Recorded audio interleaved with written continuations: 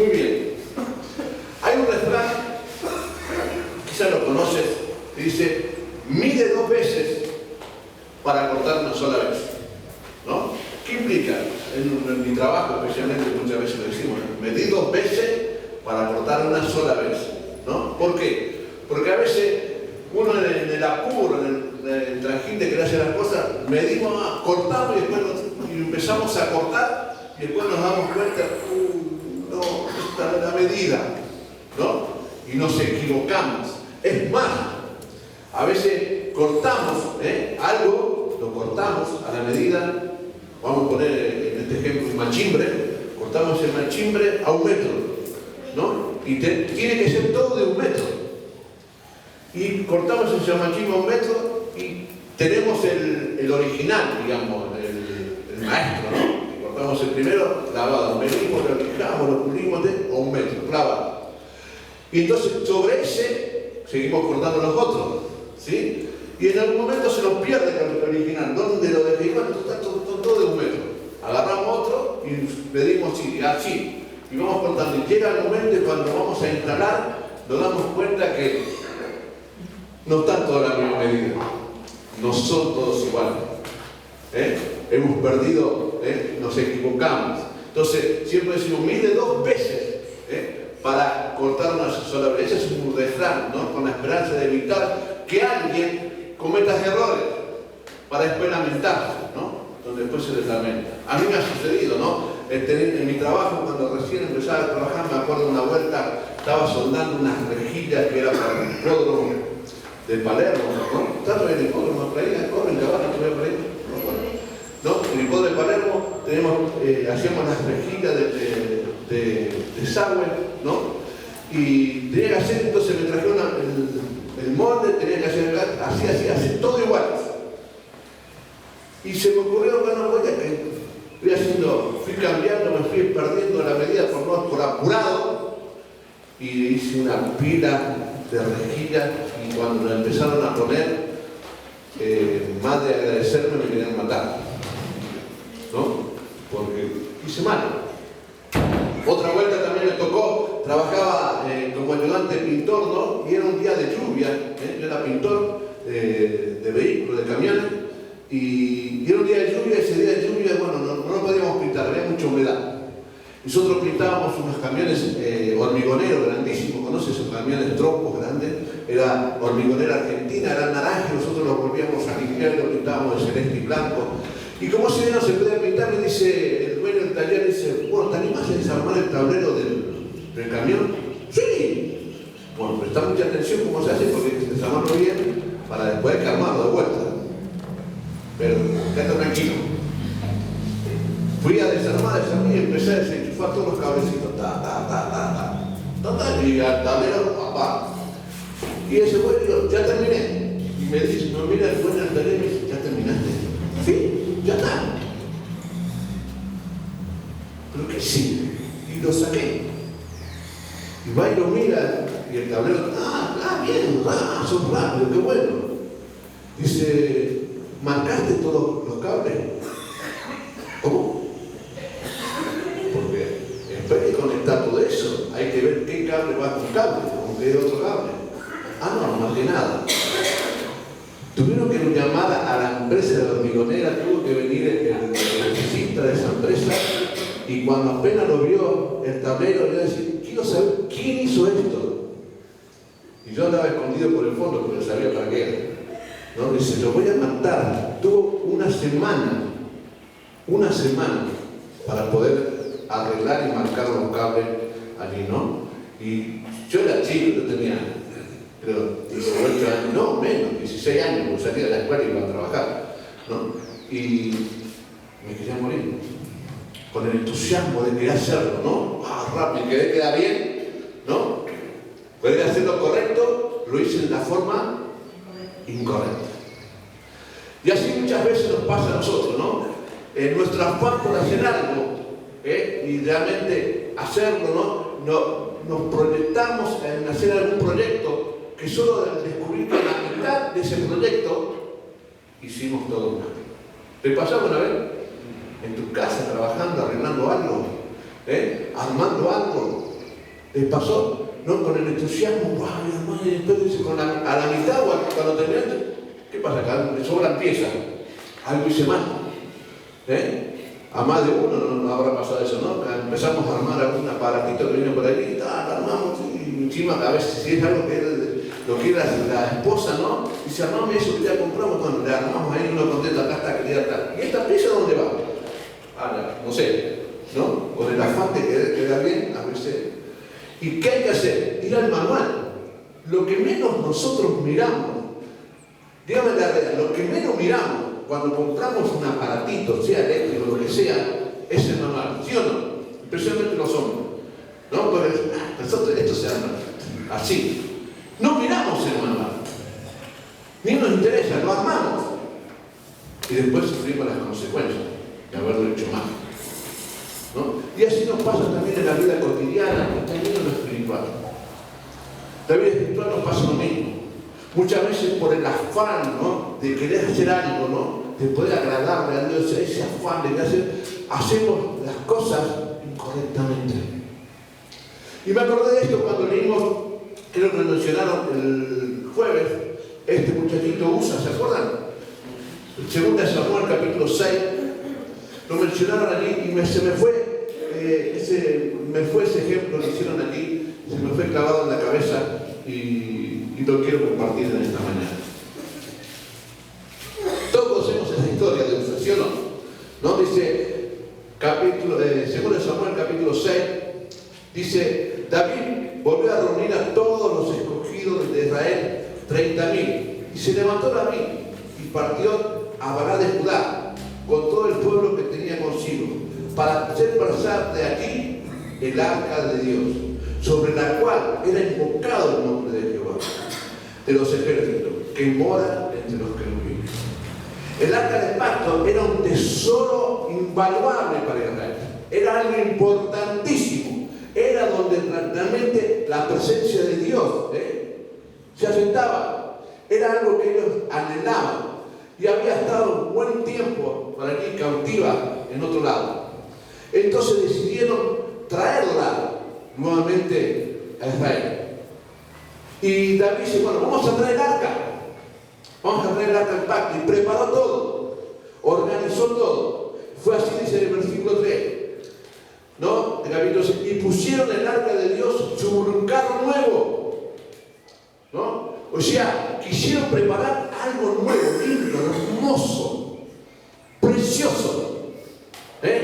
Algo que nadie nunca lo hubiese utilizado. Algo totalmente nuevísimo. Lo prepararon y pusieron allí el arca. Vamos a hacerlo mejor, dijo David, para traer el arca de Dios, sentir la presencia de Dios nuevamente. Y pusieron, dice el rey, el arca sobre un carro nuevo y lo llevaron de la casa de Abinadab, que estaba encollado. Y Usa y Ahío, hijo de Abinadab, guiaban el carro nuevo. Y cuando llevaban de la casa de Abinadab, que estaban encollados con el arca de Dios, ahí iba delante del arca. Y David y toda la casa de Israel danzaban delante de Jehová, con toda clase de instrumentos, de madera, de haya, con arpas, salterios, panderos, flautas y címbalos. ¿No? Allí muestra, ahí iba, llevando el arca de Dios, que simbolizaba la presencia de Dios, con total adoración. ¿De qué forma la alababan? De toda forma, con todos los instrumentos que allí menciona, ¿no? Allí iban adorando a Dios, exaltando a Dios, eufóricos. Dice el versículo 6, cuando llegaron a la era de Nacón, Usa extendió su mano al arca de Dios y la sostuvo. ¿Por qué? Porque los bueyes tropezaban. Aquí cuentan la historia, como decimos así, la conocemos. Iban cantando, alabando a Dios, habían preparado toda esa fiesta, queremos hacerlo mejor para Dios, ¿no? Y así hicieron un carro nuevo, hicieron todos esos bueyes, pusieron allí, llevaban, cantando, danzando, adorando a Dios. Pero cuando llevaron medio que los bueyes, el carro se movió, ¿qué pasaba con el arca? Se caía. ¿Qué hubiese hecho usted? hubiese hecho lo mismo que Usa, perdónenme. Pobre Usa, ¿no? Hubiese hecho lo mismo. No, el arca de Dios, no. Usa pagó la consecuencia. David tenía muy buenas intenciones. Muy buenas intenciones. Pero no era la forma correcta a la cual el arca debía llevarse. David estaba utilizando una forma que hicieron para los filisteos para llevar el arca de Dios. Un carro nuevo, con bueyes, todas esas cosas. No era la forma que Dios había estipulado en su palabra para el arca que se quedara llevada. El arca tenía que ser llevada ¿por quién? Por los levitas, por sacerdotes. Debía pasar una vara sobre una argolla de oro, de plata, cruzarse así, y los levitas tenían que cargar sobre sus hombros esas varas y llevar el arca. Era la forma correcta de vida como se debía hacer. ¿Qué quiero decir con esto? Muchas veces queremos hacer con la euforia y realmente todo eso que tenemos adentro, hacer algo bueno para Dios. ¡Wow! Por a veces hacemos las cosas correctas, porque era correcta la adorar a Dios, sí, era correcto, era lo que tenía que hacer, por de forma que no era la forma correcta. No era esa forma. Dios quiere que nos acerquemos a Él de la forma que Él nos plantea. ¿Se acuerda que dice el salmista? ¿Quién entrará en su santuario? ¿Cómo dice? ¿Se acuerda la canción? Bueno, por ejemplo, mejor dicho, parece poner la canción, pero también está la palabra de Dios. El limpio de mano y el corazón puro. Entraba a la presencia de Dios para que esa adoración sea grata a la presencia de Dios. ¿Saben que cuando el sacerdote entraba al arca, el sumo sacerdote entraba a la presencia de Dios, el vestido del sumo sacerdote, ¿saben? Tenía un montón de cosas encima. Pero algo que tenía abajo suyo era, en cada lado había una granada y una campanita. Una granada y una campanita. Una granada y una campanita. Todo alrededor del vestido. ¿Qué sucedía? Imagínense, cuando el sacerdote caminaba, sonaba la campanita, la granada se movía todo, ahí, sabían que estaba ahí. Entonces, ¿para qué servía eso? ¿Saben para qué servía? Porque el sacerdote entraba, el sumo sacerdote, entraba al santuario a adorar a Dios, y el sumo sacerdote, ¿vieron ustedes cómo los judíos adoran a Dios cuando oran? ¿Vieron una vez? Están en constante ¿qué? Movimiento. Entonces el sacerdote aquí en constante movimiento, ¿no? Ante el arca de Dios, la misma presencia de Dios, en adoración a Dios. Antes, como venimos, nos viene enseñando Horacio, ¿no? estos jueves, uno tenía que pasar por un montón de circunstancias para llegar a ese lado. Pero, y ahí adoraba, y entonces el pueblo estaba afuera. Y entonces escuchaba, ¿qué es lo que escuchaba? Las campanitas. El sacerdote se está moviendo. Entonces, cuando escuchaban las campanitas y el sacerdote estaba en el lugar santísimo, ¡wow! La adoración a Dios. Dios acepta la adoración.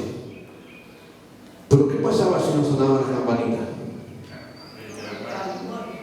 El sacerdote que había muerto. Y entonces el pueblo se da cuenta, sonamos. La adoración, esa adoración no sirve.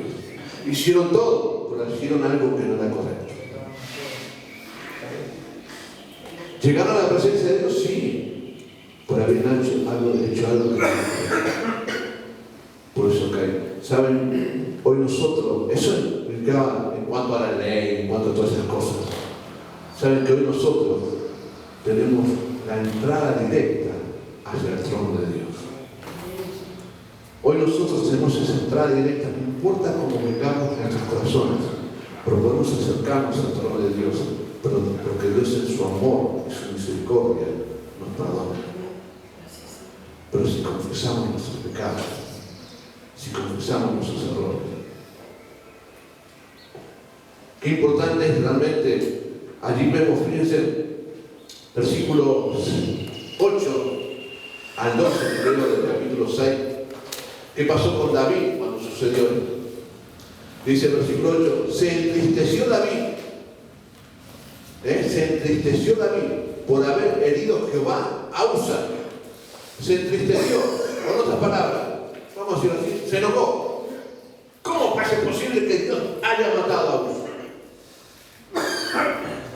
Se entristeció, pero hasta que se dio cuenta que el error era de él. Muchas veces, vieron que muchos dicen, bueno, es mi decisión, ¿no? Es mi decisión, soy yo soy por nuestras propias decisiones personales, afectan a los que están a nuestra alrededor. ¿Se acuerdan cuando el pueblo de Israel entró a Jericó? Los muros cayeron, ¿y qué le había dicho Josué? No tomen nada, no agarren nada de ese pueblo, del anatema, no agarren nada. Y algunos buenos cristianos allí, ¿no? Dijeron, wow, encontraron algunas cosas valiosas. ¿Qué importa, total? Entre tantas cosas, esto va a servir para algo. Vamos a servir para poder adorarle a Dios, que comprar algo para la iglesia, comprar algo para el... Vamos a guardarlo. Y se lo guardaron. Y después cuando el pueblo de Israel fue a una batalla, ¿qué pasó? El pueblo hasta que Josué era libre. ¿Qué pasó? ¿Qué sucedió? Si todo venía bien, todos veníamos bárbaros, ¿qué pasó? Y Dios le revela, hay algo que me hicieron lo correcto. Y bueno, buscando así la revelación de Dios, fueron llegar a nuestra quinta idea, ¿no? La decisión de ellos afectó a quién? A todo el pueblo. Nuestras decisiones personales a veces afectan a todas nuestras vidas, a todo nuestro alrededor, con nuestra familia. ¿Por qué me pasa lo que me está pasando? ¿Por qué vivo como vivo? Muchas veces nos sucede lo que nos sucede porque no hacemos lo correcto. ¿Se acuerdan de Jesús? Jesús mismo cuando iba a ser bautizado. Mateo capítulo 3, versículo 15, si no nos recuerdo, podemos ponerlo por ahí. Al final, la vida cristiana es cosa seria. La vida cristiana es cosa seria. La vida cristiana es cosa seria porque la cruz no fue un juego. La vida cristiana es cosa seria porque la sangre que Jesús derramó en la cruz del Calvario no fue ficticia, fue una realidad. La vida cristiana es cosa seria porque el sufrimiento que sufrió Jesús por mis pecados fue una realidad. Él sufrió por mi pecado. Llevó todas mis dolencias. La vida cristiana es cosa seria. Por eso es que la adoración a Dios es cosa seria. Qué bueno que podamos acercarnos a Dios siempre en adoración. Qué bueno es que podamos... Yo me acuerdo antes, cuando recién empecé a ir a la iglesia, ¿no? Tengo una iglesia chiquitita miren, no les miento, era este ancho y hasta ahí. Acá estaba el púlpito, era de cartón, chapa de cartón. ¿Alguno conoció esa chapa de cartón? Bueno, esa chapa negra de cartón, era así de cartón.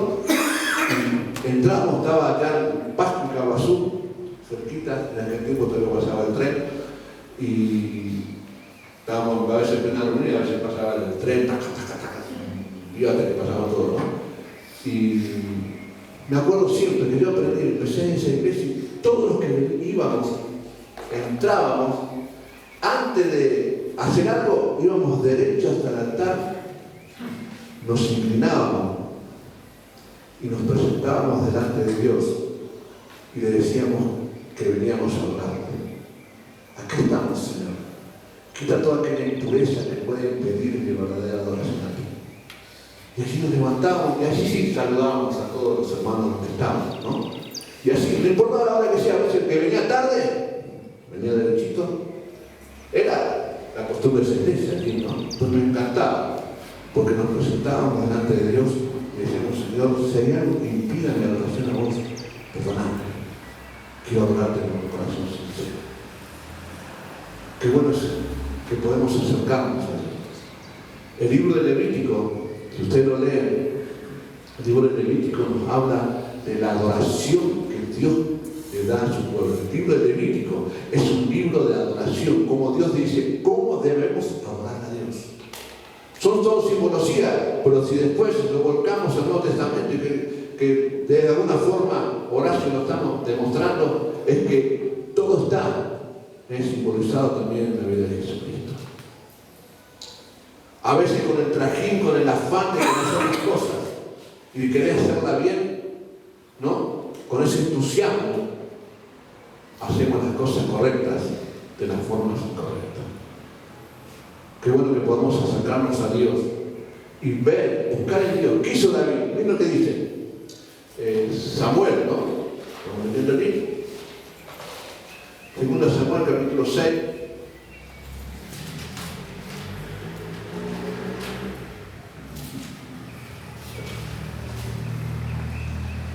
Y dice, versículo 12, fue dado a David, porque de todo eso sucedió, tuvieron que dejar el arca en la casa de un vecino, aquí, ¿no? Le dejaron la casa de un vecino, ¿no? Y dijo, fue dado aviso a David, diciendo, Jehová ha bendecido la casa de este vecino, o sea, de Obed-Edom, y todo lo que tiene a causa del arca de Dios. Entonces David fue y llevó con alegría el arca de Dios a la casa de Obed-Edom, a la ciudad de David. Y cuando los que llevaban el arca de Dios habían andado 6 pasos, él sacrificó un buey y un carnero engordado. Y David danzaba con toda su fuerza delante de Jehová. Y estaba David vestido con efod de lino. Y así David y toda la casa de Israel conducían el arca de Jehová con júbilo y sonido de trompeta. Después de haber pasado el paso, David se dio cuenta, buscó, ¿cómo hay que entonces llevar el arca? Y así dijeron, ¿cómo te va? Dios le reveló. Ya estaba revelado. David, no hay nada que a veces decir, Señor, revelame cómo te va. No, ya está todo revelado. Está acá. Usted quiere, a veces buscamos una revelación especial de Dios, ¿no? Pero la revelación de Dios, toda la revelación de Dios está acá. Hasta acá. ¿Quieres saber algo de Dios? Acá está. La revelación de Dios está acá. Si quieres conocer, cuando se selló el libro de Apocalipsis, ¿qué dijo el Señor? No, usted podemos agregar ni quitar nada de toda esta revelación. La revelación de Dios para nuestras vidas está acá. La revelación de Dios de cómo Dios quiere que le adoremos está acá. La revelación de Dios para cómo podemos hacer las cosas correctas está acá. Lo que debemos hacer a veces es pensar cuáles fueron mis decisiones incorrectas para estar pasando lo que estoy pasando. Por eso es que Pablo decía para alguien en Efesios, oraba por los Efesios capítulo 1 de Salmo, versículo 15 en adelante, por ahí, decía que oraba por los Efesios para que Dios les dé sabiduría, inteligencia, ¿no? Para que puedan saber cuáles son los propósitos de Dios para ellos, para que puedan llegar a entender cuán grande es el amor hacia ellos, para que puedan llegar a ver que no están solos, porque Dios les ha dado el Espíritu Santo en su vida. Entonces, queremos hacer las cosas correctas, queremos ese afán, y no nos dejemos llevar muchas veces por el entusiasmo, sino busquemos, cómo puedo hacer de forma correcta esto para tu gloria. Y Dios nos va a revelar por su palabra. En ella están escritas todas las cosas que necesitamos para que las cosas nos vayan bien. Dice Jeremías 29:11, Dios tiene planes ¿de qué? De bien y no de mal. O sea, los planes que Dios tiene para tu vida, para mi vida, para cada uno de nosotros, para como iglesia, son planes de bien. Siempre y cuando hagamos lo que debemos hacer. Y para terminar, les quiero dar un ejemplo. Iba a traer hoy, pero realmente me olvidé. ¿Qué le gusta? A mí me gusta la gelatina. ¿A quién le gusta la gelatina? Gelatina si es de frutilla o de damasco, espectacular. De durazno más o menos. Ya saben para qué lo que digo. A mí me gusta la gelatina. ¿Cómo se prepara la gelatina? Hay 3 pasos que hay que dar para la gelatina. 3 o 4, ¿no? No 3. ¿Sí? O sea, la gelatina viene en un sobrecito, un polvo, se pone en un tupper, una olla, lo que sea allí, se vuelve aquí, se le pone una taza de agua caliente, se lo revuelve bien, después la misma cantidad de agua fría, se lo vuelve a revolver, ¿y a dónde va? A la heladera. Y después de eso, de un tiempo, una hora, ¿no? Un poquito más. Sí, yo lo dejo una hora. Yo hago eso en mi trabajo, ¿no? En verano lo hago en mi trabajo, lo pongo ahí, y a veces todavía no está media dura, y igual me la mando, ¿no? Porque bien fresquita. Pero, y nos saboreamos de una buena gelatina. Esa es la forma correcta de hacerla, ¿sí o no? ¿Y por qué no nos tomamos una cucharada del sobrecito, nos mandamos una taza de agua caliente y después una taza de agua fría? ¿Sería qué? Horrible. Se vas a quemar todo, para empezar. Podrías, te vas a quemar todo. Bueno, pues poner, aparte de quemarte va a ser horrible. No es la forma correcta. Es la forma que se hace la gelatina. Pero no es la forma correcta. Dios nos ha demostrado la forma correcta que debemos vivir. Dios nos ha dado todo lo que es necesario para la vida y para la piedad. Mediante su divino poder, Él nos ha dado todas esas cosas. Entonces, cuando pensemos, tengamos el entusiasmo, clamemos a Dios, busquemos la dirección de Dios. ¿Cómo es la forma correcta? Y la forma correcta es, primeramente, Señor, mostrarme tu palabra, cómo puedo hacer lo que debo hacer.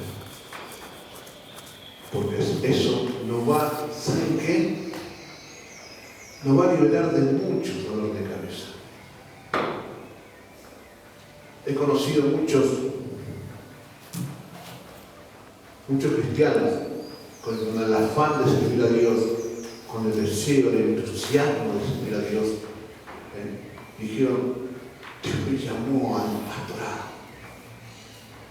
Y allá se van, ¿no? Dios se planta en el pastor y dice, pastor, me voy. ¿What? Le dice el pastor, ¿cómo? Luego porque Dios me llamó al pastorado. Y se van, alquilan un lugar, juntan gente, forman una iglesia, ¿no? Y allí están. Pero se dan cuenta que algo les falta. Algo sucede. Y me preguntaba alguien no hace mucho con respecto a eso, ¿será que Dios no me llamó? Yo dije, sí, Dios te habrá llamado al pastorado. Pero todo tiene un proceso, y ahí me el ejemplo de la gelatina. Todo tiene un proceso. Dios cuando le llamó a David a ser rey tenía 15 años. Pero ¿saben cuándo asumió David como rey? 15 años después.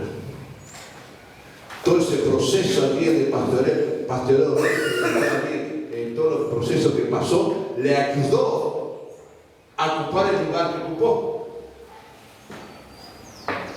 En ese proceso, muchas veces con el entusiasmo que tienen, quieren hacer las cosas correctas hasta que se dan cuenta que no lo hicieron de la forma correcta. Clamemos a Dios para que realmente podamos adorarle, servirle de la forma correcta, donde Él va a bendecir nuestras vidas, va a bendecir nuestra familia y la bendición a aquellos a quienes estamos sirviendo. Te invito a que inclines tu cabeza y vamos a orar. Y aquí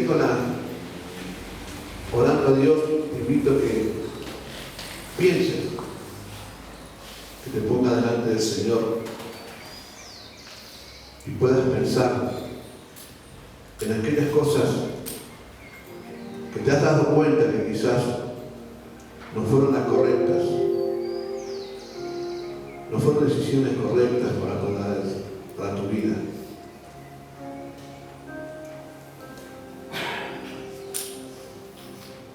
Y acercarte allí a Dios para que Él te muestre. Hay una forma correcta de vivir esta vida. Solo si alejado del Señor no lo podemos hacer.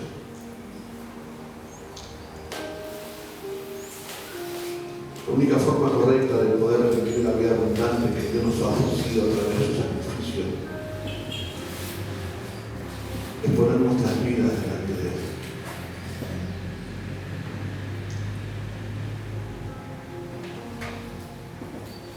Y si sabes cuáles son,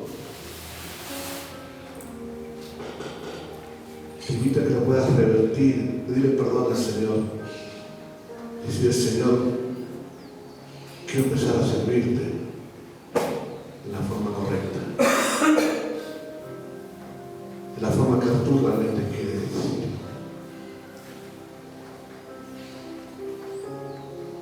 O quizás por ahí no te acuerdas nada. Pedir al Espíritu Santo que revele cuáles son aquellas decisiones incorrectas, la cual te ha llevado a vivir las situaciones que estás viviendo, que te ha llevado a vivir y pasar por dolores de cabeza. Tengo seguro que el Espíritu Santo te lo va a revelar en esta mañana.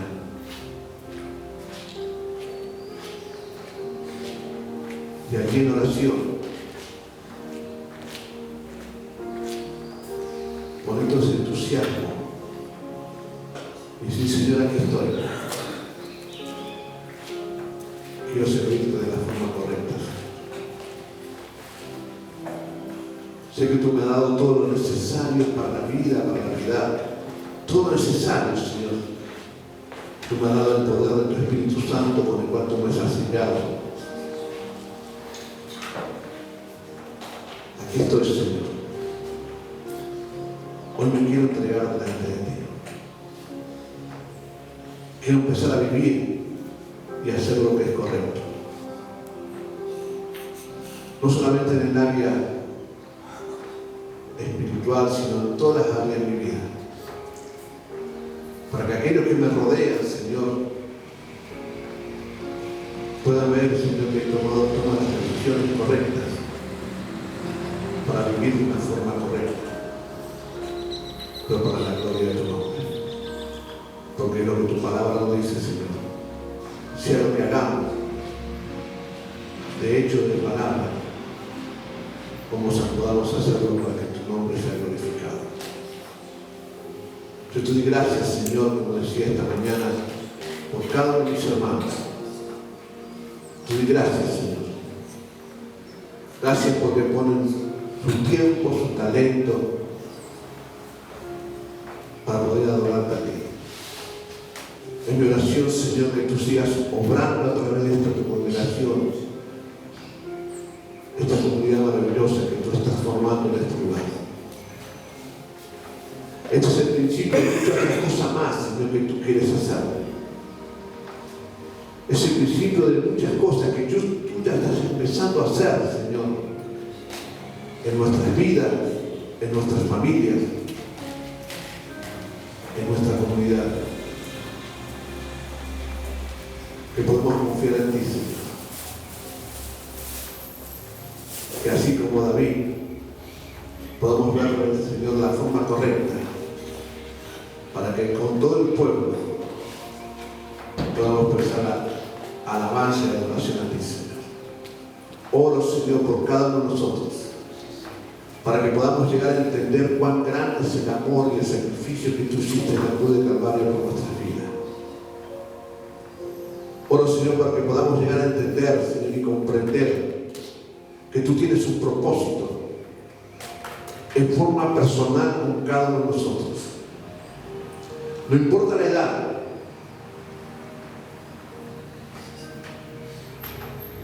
joven, niño, adolescente, persona mayor, tú tienes un propósito, Señor. Oro para que cada uno de ellos puedan entender cuál es ese propósito, Señor. Oro, Señor, para que realmente como comunidad de fe podamos caminar en ese propósito.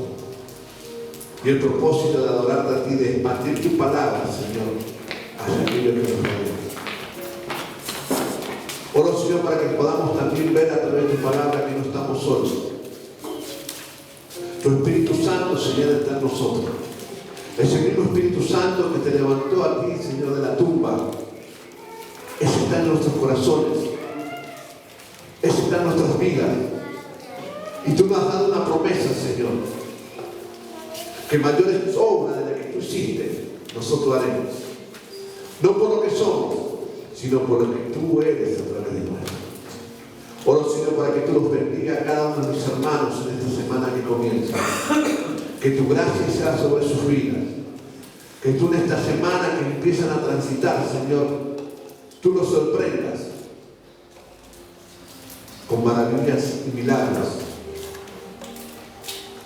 Que esta semana, Señor, que comienza, ellos puedan ser de bendición a muchos de aquellos que los rodean, compañeros de trabajo, vecinos, conocidos. Que puedan ser ellos, Señor, los que le den palabra de aliento, palabras que los lleven a conocerte a ti, para que de esa forma, Señor, podamos hacer lo correcto, lo que tú realmente quieres de cada uno de nosotros. Muchas gracias, Señor. En el nombre de Jesús. Amén.